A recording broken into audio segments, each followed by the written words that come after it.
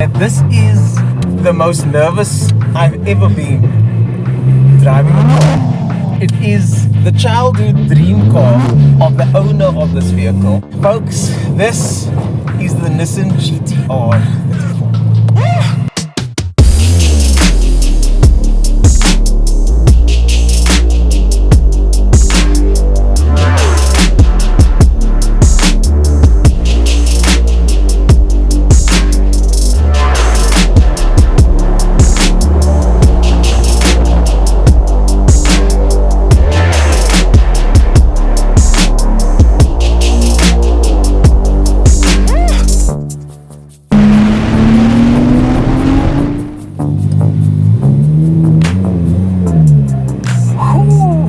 What's up, guys? I am driving something very special right now, and I was just telling the owner that this is, I think, the most nervous I've ever been driving a car. And I go the wrong way. See what I mean? I'm so nervous I went the wrong way. It's because the car that I'm driving now, the value increases by 50% every year. Okay, there's a handful of them in the country. It is the childhood dream car of the owner of this vehicle. It's the car that he's always wanted since he was young. He played this car on Need for Speed, and now I'm driving it. Folks, this is the Nissan GT-R 34.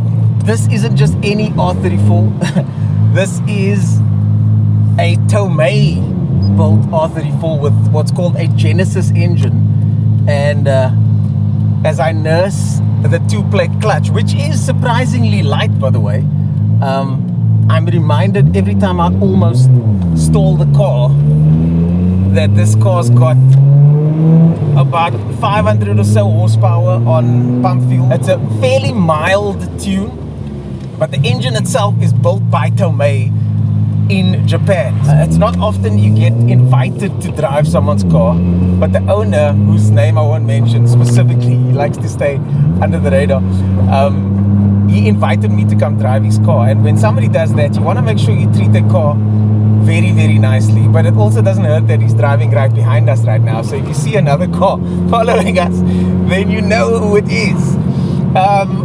Okay, so where do I start?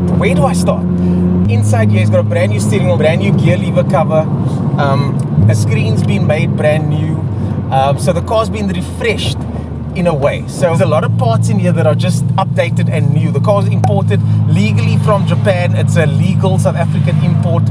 All the paperwork done. But before we go into more detail,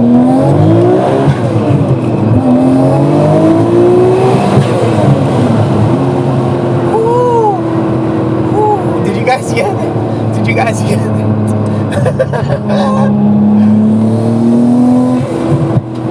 Maybe just listen to this turbo sound, okay? Listen to the sound that these turbos make.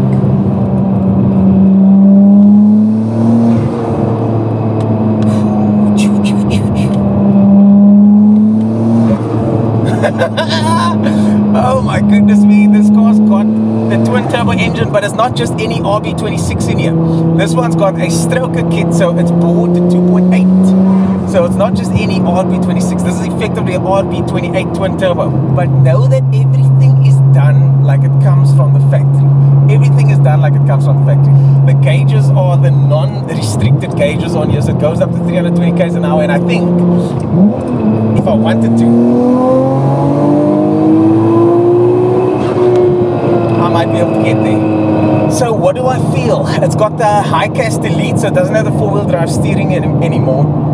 But I tell you what, man, the way the power gets transferred in this car, it's not like any other car. It's not like a four-wheel drive, it's not like a front-wheel drive, it's not like a rear-wheel drive. It's got that Atessa four-wheel drive system, which it kind of just grabs the tar, man. The car just kind of grabs the tar in a weird way. I always tell people when they're looking for car buying advice that all cars are the same.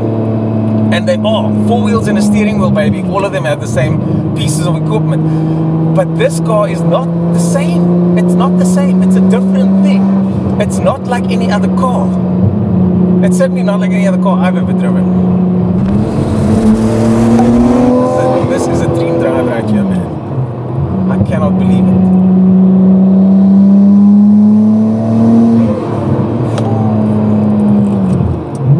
Trying to heel and toe there, just needs to be set. He put the standard pedals back on because he wanted the car to be and feel OEM in some ways. He wanted the car to look OEM, but under the skin is where all the magic happens, man. It drives like a 90s car in a way. The tiny little steering wheel compared to anything modern. The switch gear over here is all typical 90s Nissan. I mean, even this over here looks familiar. I think that's from my 200 SX. But when you look in the back, you can see that giant rear wing that is, it just screams 1990s JDM. The rev counter goes to 11,000 RPM. I'm not going to test that theory, but I think the current rev limit is set to about 8,000. I did hit it once earlier on with the owner sitting passenger with me, which I then got permission to do basically. But I'm not going to try that now. But I will pull it every now and then, just to give you guys an idea of what this thing sounds like. Yes! Come on, son! If this was my car, I would drive the car like this the entire time. I would drive this car like this. Just the whole time, all day. But it's not, and I have to give it back. So for the time that I do have it, I'm pretty much gonna drive it like that. So when the gentleman that owns this car bought this, he went to Japan, did a JDM tour, and in that JDM tour, what they did was they went to go visit all some of the parts manufacturers of the car. As you can see, all you'll see on this car is proper gear. There's nothing on here that is bajat. Nothing. Everything's legit. I'm about to drive through my hood as a kid in Jurassic Park with that R34 style.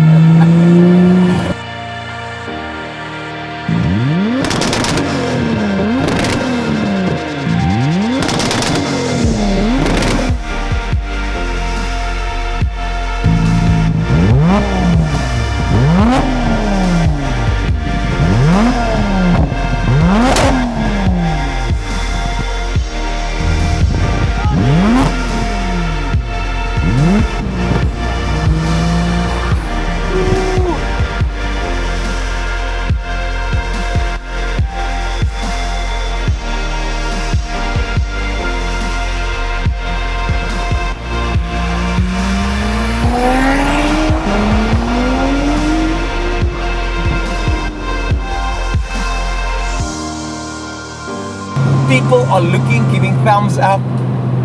Everybody loves a GTR, and everybody loves an R34 GTR, including me. The suspension is surprisingly good. It's got coilovers on, but it soaks the bumps up no problems. It doesn't, there's no crashing or anything like that when the car goes over bumps or anything. So it really does drive pretty good. Cornering, like I said, I'm not gonna do any crazy cornering, but we've got a little corner coming up here, and I can feel, sure, that turns in, eh? The car turns in very easily. I can feel the front diff pulling on the steering wheel ever so slightly.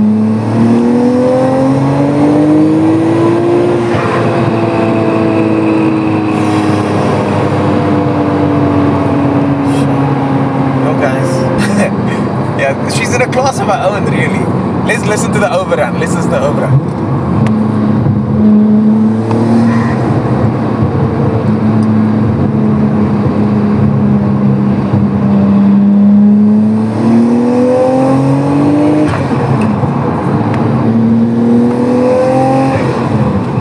Choo, choo, choo.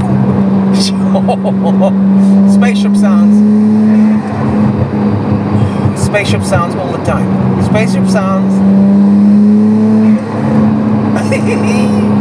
The owner says this car talks to him. It talks to him. And it talks through the sound of those glorious, glorious turbos.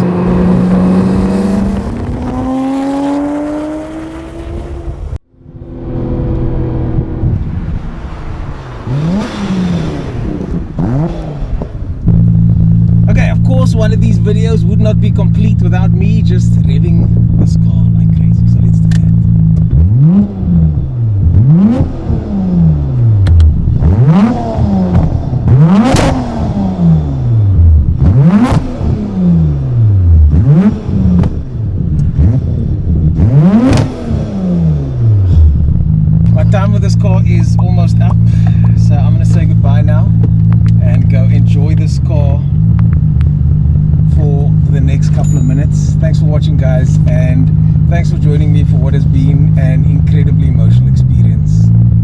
Yeah, and now I remember why I like these kind of cars. This was a digital car in an analog time, but compared to everything else we have now, this car is still